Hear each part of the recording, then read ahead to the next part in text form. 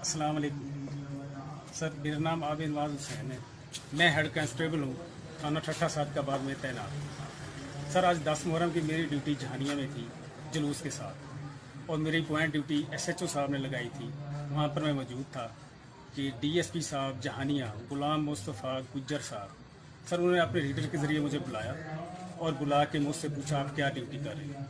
मैंने सर अर्ज़ किया कि मैं वहाँ पे वॉलंटियर के साथ ड्यूटी सर अंजाम दे रहा हूँ। जो वॉलंटियर हैं वो सर चेक कर रहे हैं उनको जो अंदर जा रहे हैं जुलूस में, और मैं वहाँ पर खड़ा हूँ।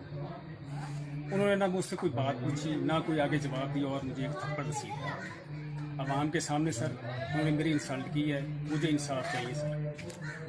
जनाब एडिशनल IG साहब जनूबी पंजाब, जनाब IG साहब और जनाब RPO साहब और जनाब DPO साहब खाने वाले, सर मुझे इंसाफ चाहिए। मेरे साथ इंसाफ किया जाए। मुझे क्यों थप्पड़ मारा गया? आवाम के सामने मेरी क्यों इंसल्ट की?